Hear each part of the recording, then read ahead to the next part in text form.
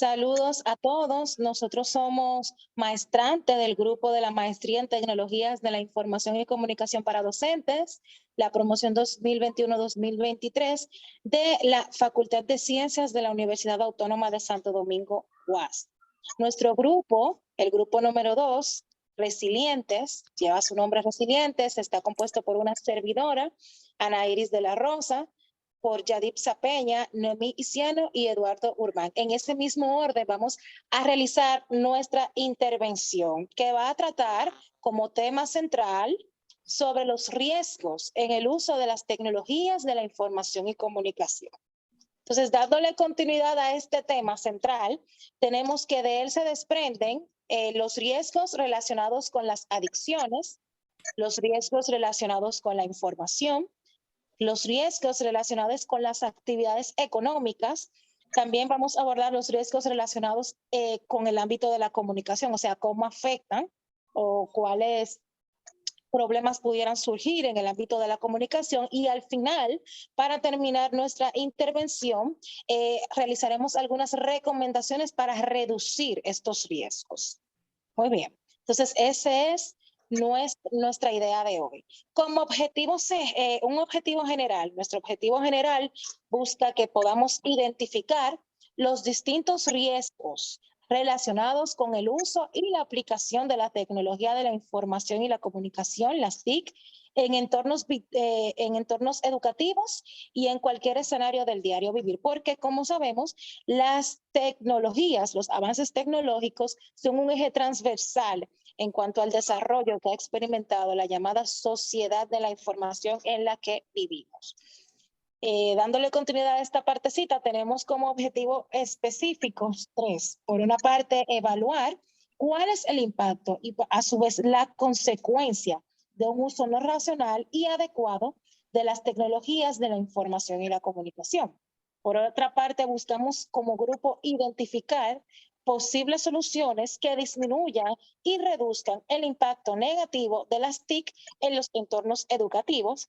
Y por otra parte, buscamos reconocer la importancia que tienen las tecnologías de la información y comunicación en la sociedad de la información, sus aportes y funcionalidades. Ahora bien, para comenzar, es importante partir, ya que vamos a estar abordando riesgos, con qué es un riesgo.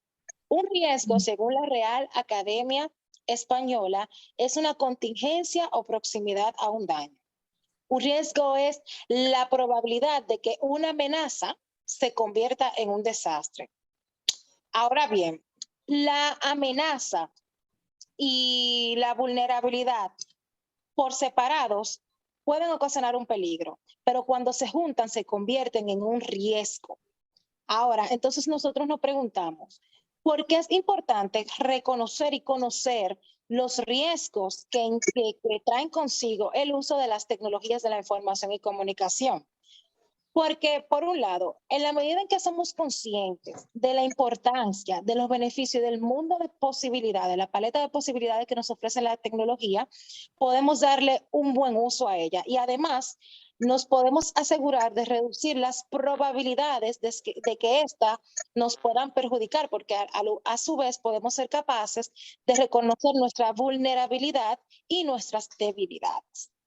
Entonces, a continuación les presentamos nuestro mapa mental, donde se encuentran desglosados un poco las ideas centrales del día de hoy. Como pueden ver, en el centro, los riesgos del uso de las tecnologías que pueden ocasionar bloqueo del buzón de correo, recepción de mensaje basura, recepción de mensajes ofensivos, pérdida de intimidad con esta exposición masiva que hay en las redes sociales, adicciones a buscar información, adicciones a frecuentar redes sociales, a compras compulsivas. También otros riesgos que puede acarrear la tecnología son el acceso de los niños, de las niñas, de los adolescentes, a informaciones inapropiadas y no dosificadas para el nivel de conocimiento y la edad que tienen, acceso a información peligrosa, gastos telefónicos desorbitados, actuaciones delictivas. Entonces, estos son los riesgos que puede conllevar, así a grosso modo, el uso de las tecnologías de la información y comunicación. Ahora bien, para darle la continuidad, ¿cuál sería la relación de las tecnologías de la información y comunicación con las adicciones? Bueno, nosotros no podemos negar que la tecnología nos ofrece una amplia gama de posibilidades, que gracias a ella nosotros hemos podido experimentar como sociedad a nivel local y mundial desarrollos que sin ella no pudieran ser posibles. Pero a su vez, nosotros como docentes debemos estar alerta de la vulnerabilidad que representa para los niños, las niñas y las adolescentes. ¿Por qué? Porque se encuentran en una edad donde tienen una alta maleabilidad y esa maleabilidad a veces no les permite filtrar de manera correcta las informaciones a las que estos se ven expuestos.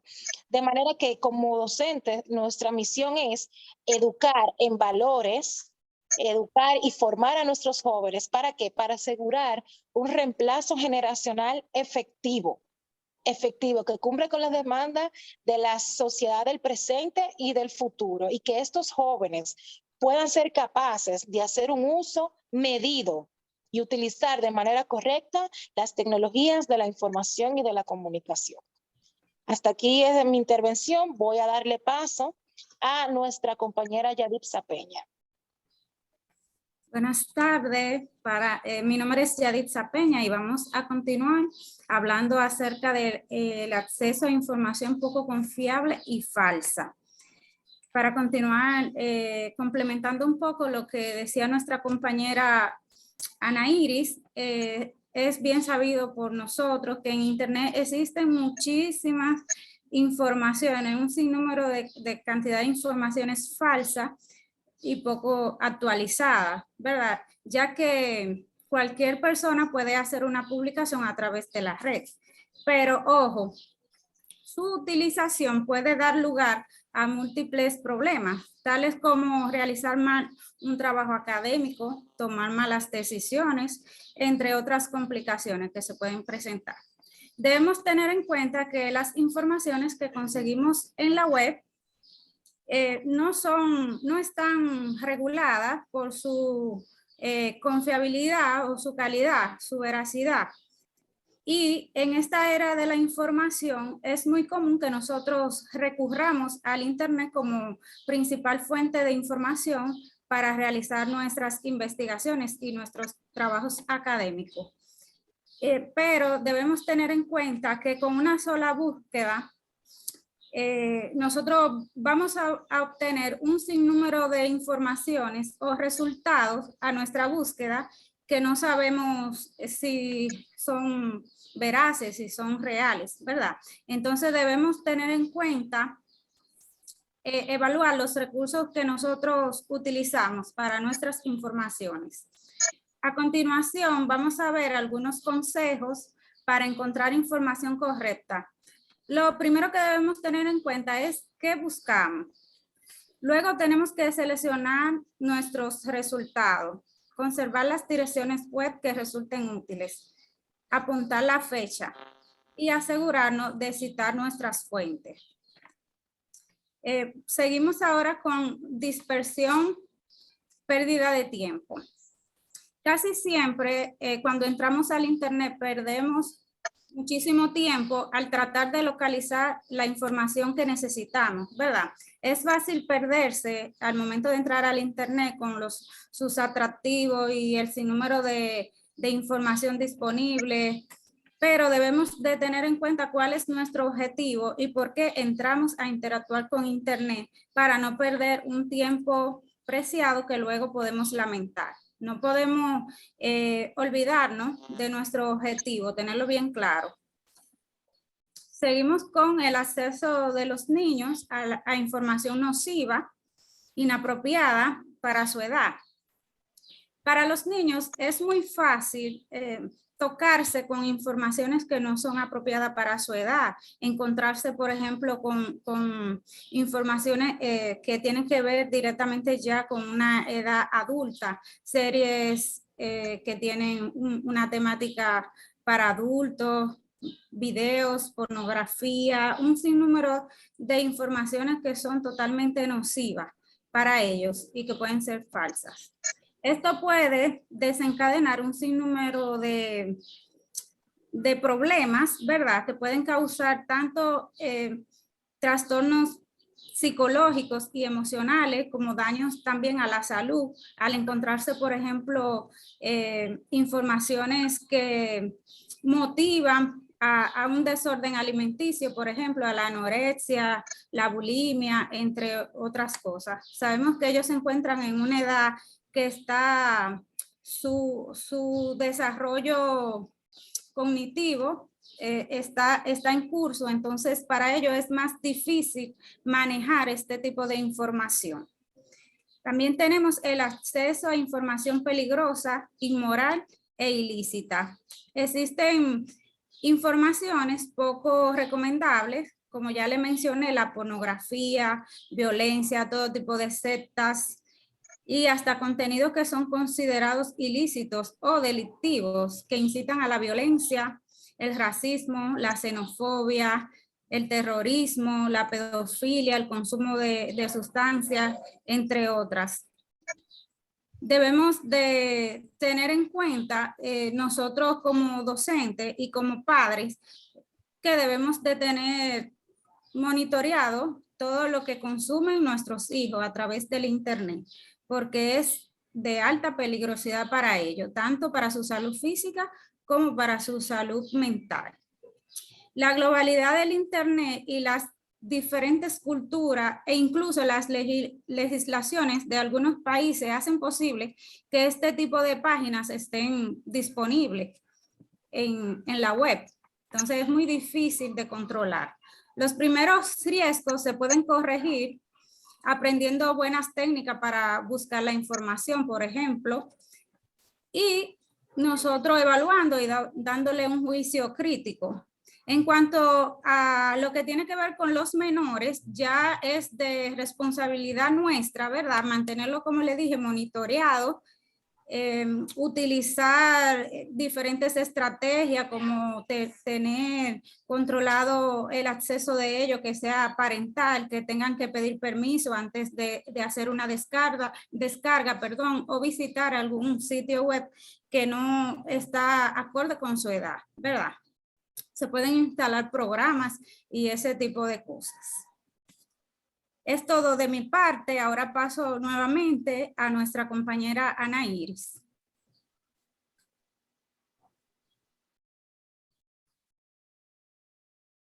Estás en mute, Ana.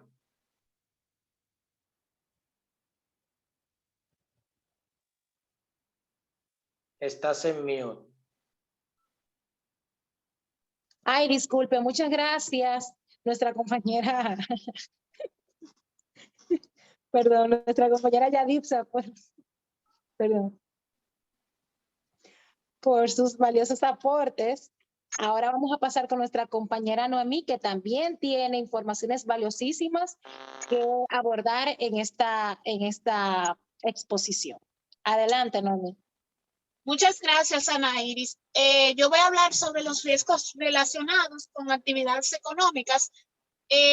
Continuando con todo lo que han dicho mis compañeros, yo voy a hablar sobre las estafas, que las estafas son las compras y demás transiciones económicas de tiendas virtuales, bancos, servicios informativos.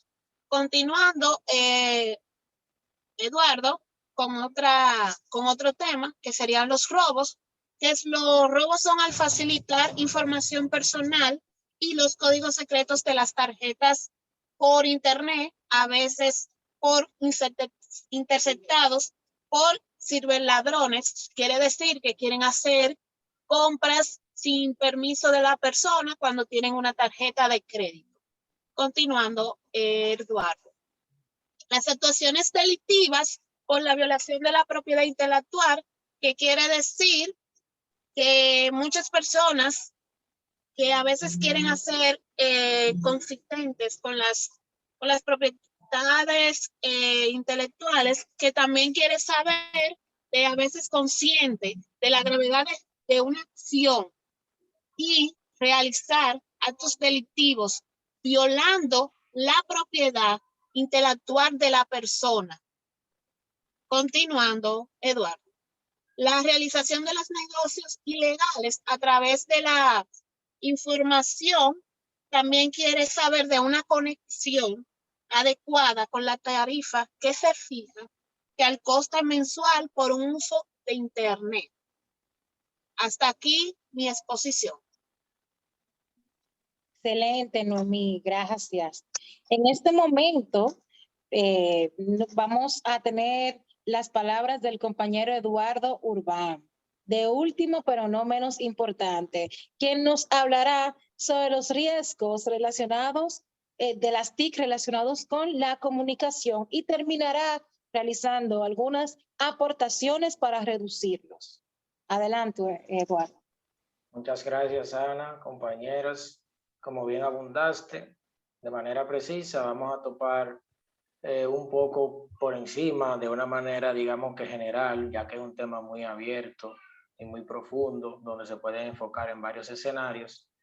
En esta ocasión vamos a ponerlo como para el usuario común, para que se pueda entender lo que son los riesgos del uso de la tecnología relacionado con la comunicación, donde aquí veremos lo que son los mensajes basura o los spam, mensajes ofensivos o el ciberacoso, la usurpación de la identidad, algunas recomendaciones y algunas leyes internacionales y nacionales que amparan este tipo de jurisdicciones. Podemos empezar hablando sobre los mensajes basura, lo que comúnmente conocemos como spam. Esto no es más que una cadena de correos no deseados que se generan de manera masiva, ya sea por publicidad o por lo que comúnmente conocemos como phishing, que es un tipo de fraude cibernético que es muy común en la actualidad.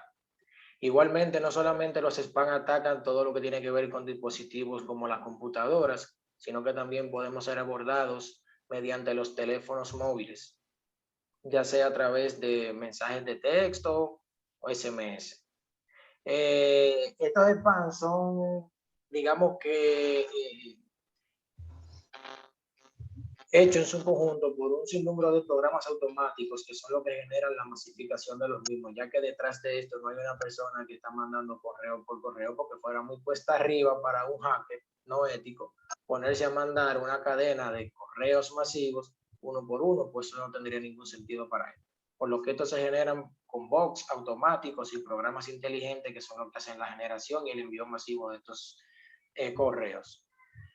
También estas mismas personas que son las que se encargan de hacer este tipo de actividad tienen el nombre de spammers, que puede ser un individuo o puede ser una empresa, donde desde el 2004 existe una ley en Estados Unidos para regular esto, pero no se ha cumplido. Según cifras, desde Estados Unidos es donde se genera la mayor cantidad de spam, siendo Boca de Ratón en Florida lo que hoy en día le llaman la capital mundial del spam.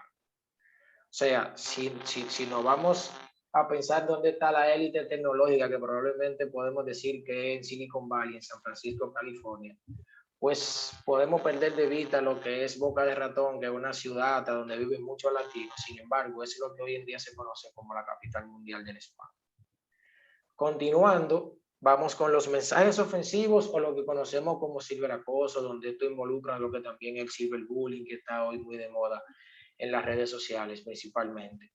No es más que un acto que consiste en acosar a una persona, ya sea para denigrar su persona, para afectar su reputación, para afectarle su sensibilidad o cualquier otro tipo de necesidad que esa persona pueda tener, pues atacarla por esa manera.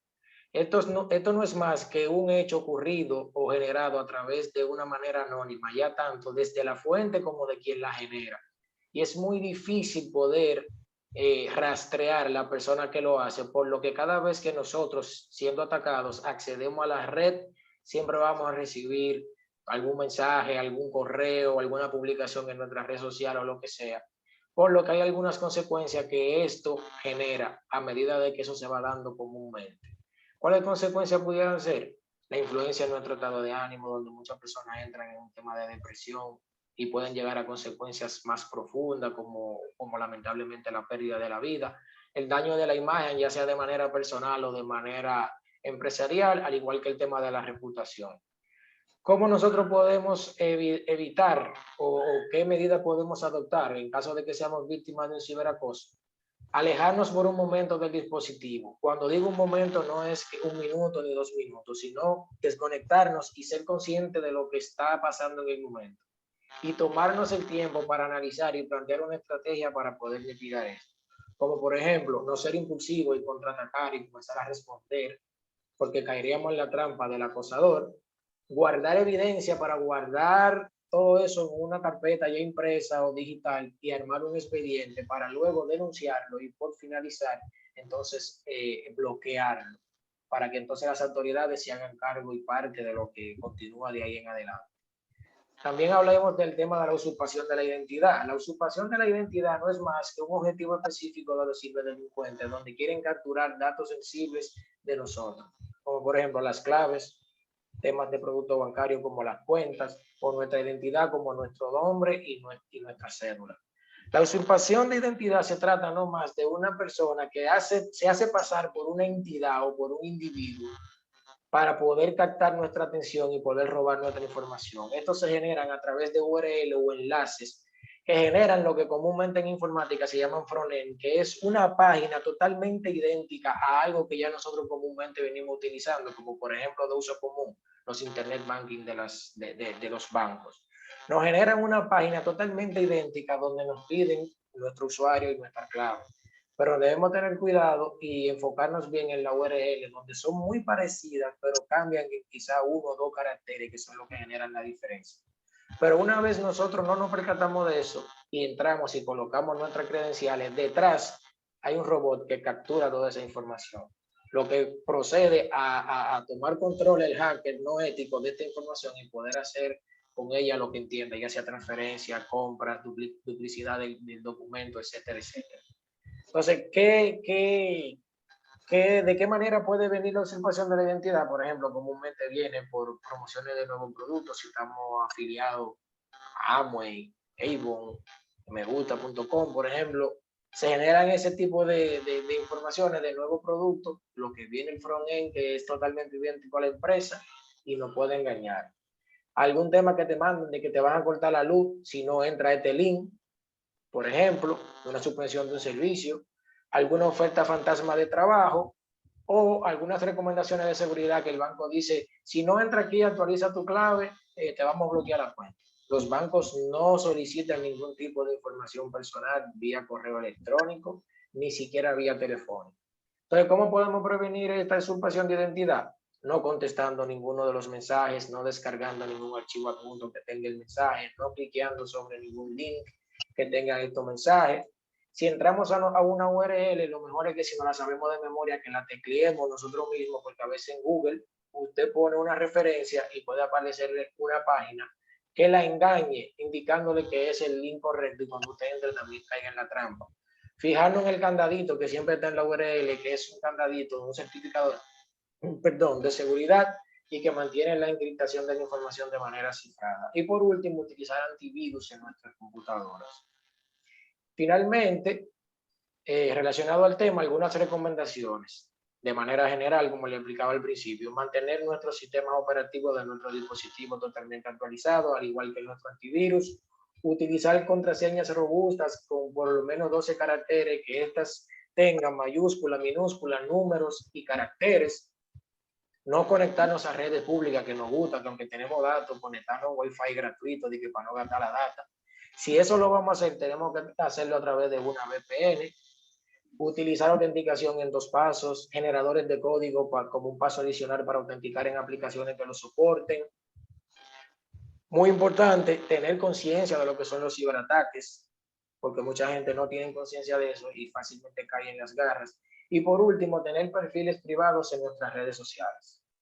Ya un poquito relacionado al tema, pero ya fuera de las recomendaciones, podemos ver algunas leyes o acuerdos y reglamentos, tanto nacionales como internacionales, que amparan este derecho, como por ejemplo la Ley 5307 sobre crímenes y delitos de alta tecnología, donde la entidad principal que dirige esto es el DICAT en la policía, el decreto 230-18 que establece la Estrategia Nacional de Seguridad, donde se crea el C5I, que controla todo lo que tiene que ver con las comunicaciones digitales y la ciberseguridad en el país.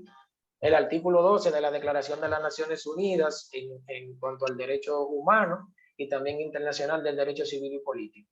Ahí vemos lo que son leyes internas y acuerdos y reglamentos externos que regulan este tipo de información y de utilización correcta del tema de las TIC.